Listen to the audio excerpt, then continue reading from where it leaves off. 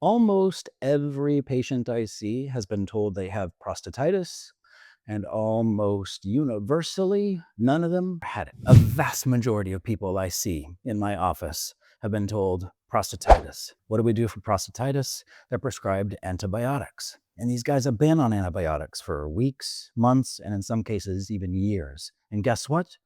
They still have prostatitis, or they're told. And they haven't actually had prostatitis. The antibiotics haven't worked. And I see this all the time. Now, stick with me to the end because I'm going to lay out one of the most common reasons that I see this clinically and what we can do about it. Now, as I treat this all the time, I see these patients and I have seen these patients for years.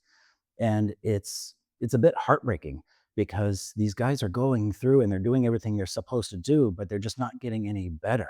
And when they come to see me, we finally figure out the reason why they've been going through this and what to actually do to progress and get back to their life. So there's three big main reasons why someone has been diagnosed with prostatitis but doesn't actually have it. The first reason, and very common reason I see this, is because true prostatitis mimics pelvic floor dysfunction, or better said, overactive pelvic floor. If you think of using a garden hose outside, watering your lawn, watering a tree, if the garden hose is open and free flowing, then the water flows freely. If someone comes and steps on that hose somewhere up the system, or if there's a kink in the hose, how well does the water flow out? Not so well. And your body is the same. The urethra is the hose. And if for any reason whatsoever, there's been a kink in that hose, there's a squeeze, there's a step on that hose, well, does the water flow? Nope. Does the urine flow? No. Now, why would there be a kink in the hose? This sounds stupid. There could be a couple of reasons for a kink in the hose. One of them is because the urethra passes through the prostate. And so, if the prostate is inflamed and it is swollen and the hose is kinked, well, then anything that needs to pass through that hose is going to have a hell of a time doing so. What needs to pass through the hose? Urine and semen. So, prostatitis sounds very much like, oh, whenever I pee, it burns. I am forcing urine through this kinked hose, and this adorable little thin mucous membrane around my urethra is on fire whenever I'm trying to push that urine out. Hurts like hell. How about ejaculation? Oh, even worse. This is a powerful expulsion of fluid through this jammed kinked hose, and it hurts. It burns. So, guys, symptoms are a lot of burning whenever I pee and whenever I ejaculate, or a lot of urgency, right? Ooh, I really feel like I have to go and I have to go right now because the prostate in true prostatitis is swollen and inflamed, and that's irritating the line of the urethra. It's a kink in the hose. What happens for prostatitis caused by bacteria? Antibiotics. However, listen, a kink in the hose anywhere along the system will cause the same thing. So if there are muscles surrounding the urethra anywhere along its pathway, it kinks just like the prostate did. And that's really, really common, right? We see that a lot whenever a man has these muscles in his pelvic floor that are overactive and freaking out and squeezing and kinking the hose. It sounds clinically identical to prostatitis. One of them needs antibiotics. The other one does not need antibiotics.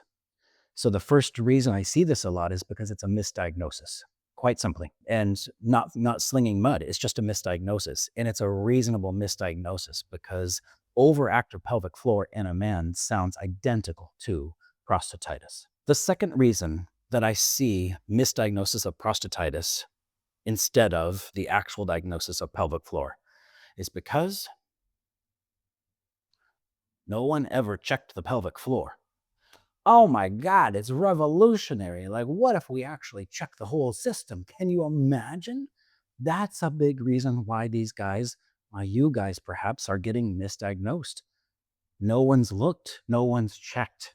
So if you'll allow me, an anatomy lesson. And yes, things like this are all over my office.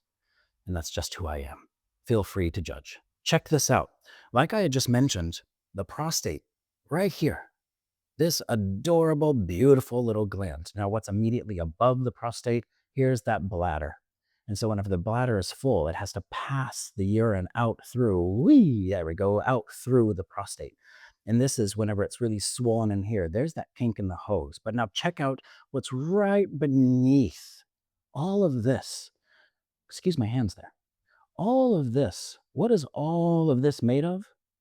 Muscle, contractile muscle, muscle that can be tight or overactive. You can see this is pretty superficial. Your pelvic floor is where basically if you were riding a bicycle, that's what you're sitting on, the pelvic floor. And there's an incredible layer of muscles here that hold on to the entire pelvic floor. Now you can see that passing through all these muscles way back at like the base of the penis, there's kind of a narrowing spot and a dense collection of muscles. Now, if those muscles are in fact, for whatever reason, in a freak out mode, an overactive mode, they're convinced the world is ending and surely we must brace for impact, then it's gonna feel terrible, right? Like this doesn't take a PhD to figure out. That will feel terrible. Such a common, and I'll admit, a little bit of a frustrating reason why I see people who have been diagnosed with prostatitis is because no one has actually looked at these muscles. And that's bananas. It's bonkers to me. If we haven't looked at them, then how can we rule them out as a potential diagnosis? And that is shockingly common. The story often is a guy comes in, I've been on antibiotics for sometimes a long time. And the medical system just keeps putting them on antibiotics. Didn't work, go again. Didn't work, go again. Stay on them for literally years. In one case, I saw a guy who had been on and off antibiotics for 2 decades. Holy shit, 2 decades. Because the providers he was seeing just didn't maybe perhaps know or didn't have the time or maybe didn't know why an overactive pelvic floor could sound just like prostatitis. And with that guy, 20 years of suffering, all I had to do was look at those muscles and say, oh, fella, these muscles they're braced for the apocalypse, right? They're incredibly overactive, incredibly tight. There's no way that urine and semen is going to pass through that urethra. It is on lockdown. We're just not looking as a medical community. We're just not assessing. And that is a really common reason why I see this misdiagnosis. The third most common reason I see this, and I really want you to listen to this. This might be you. Have you ever gone in, let's say, for an annual review at work, and your boss is crazy, and you are thinking about this annual review, and you're preparing for it, and you are pontificating about, ooh, what are they going to say? Ooh, are they going to know I've been leaving early? Ah, I was late on that report, or you know how our brains like to, right? And your boss is intense, and there's a lot riding on this review, and you're walking in, palms are a little sweaty. "Ah, okay, all right, try to look cool. All right, here we go." Perhaps you've noticed in that situation, or perhaps you'll have the bandwidth to think about it going forward. In a situation like that, I'll give you a pop quiz. What is your pelvic floor doing at that moment? Oh, it's freaking out. It is freaking out. It is convinced. Your brain is convinced. Your nervous system is convinced. The world is ending. And for all intents and purposes, it may be. It's panicked. Maybe that example doesn't relate. I don't know. Have you ever been chased by a predator, human or animal? Like if something with big teeth is growling and begins to trot at me in a motivated attempt to have me for lunch. Oh my God. My job is to run like hell. I am feeling stressed.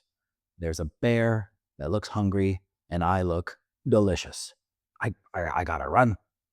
What is my pelvic floor doing at that point? I mean, it's contracting because right now there's a freaking bear. And right now is not the time to go pee pee. No, I don't have time for that.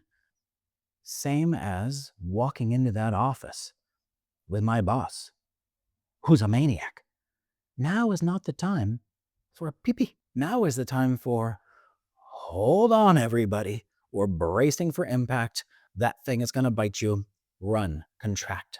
The big reason why I see a diagnosis, a misdiagnosis of prostatitis, is because what we are experiencing as modern day dudes is this incredible high level of stress.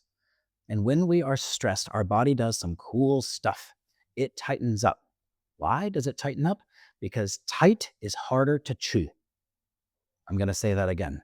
Our body will instinctively, reactively, neurologically tighten up because when our muscles are at their most contracted, do you know what it's hard to do? Get a tooth to pierce through those muscles. And we've got some vulnerable spots. Our belly and our pelvic floor are nice and soft and squishy. There's important stuff. And when we are under threat, the bear, the boss, our abdomens and our pelvic floor go into lockdown mode. They try to protect us. And this is a huge reason why people are being diagnosed with prostatitis, is because their pelvic floor has come into this unbelievable protective response because there's a part of that man and his pelvic floor that are convinced they're about to die. And if you're about to die, you will tighten up. And if you think life is throwing this at you over and over, you're in a toxic situation, work, relationships, name it. Morning commute, for God's sakes. Go ahead. Pay attention to your pelvic floor next time somebody cuts you off. Will you relax? Oh, yeah, everything's fine. No, no. Your pelvic floor is just like the rest of you. And if you've got this chronic contraction, protection, overactivity of these muscles of the pelvic floor, because there's some part of your nervous system that is overactive and stressed and trying to protect you, it will sound exactly like you have prostatitis. Burns when I pee, ejaculation hurts. Sometimes there's even a bit of blood in one or both of those things. There's pain. There's a deep pain I'm feeling. Can't quite get away. Oh man, the urgency. Sometimes I have to go. It sounds exactly like that. That's a huge reason. It's a huge reason why I see this misdiagnosis. And it's also a huge opportunity to actually address what's going on. Guys, this is so frustrating and demoralizing for the people I see. You've been doing what you're told to do. You've been taking the pills. You've been filling those prescriptions and it's not working. And that is so maddening and so frustrating and so um, demoralizing, that you know something is wrong and it's not getting any better. And I just want to acknowledge that. And the reason why it's not getting any better is because the wrong thing is getting treated. Now, listen, follow along with me. I'm going to be producing a lot more and telling a lot more and sharing a lot more. Follow this channel. Stay with me. I really hope this was helpful. And I hope that you can get a proper diagnosis and therefore actually get better.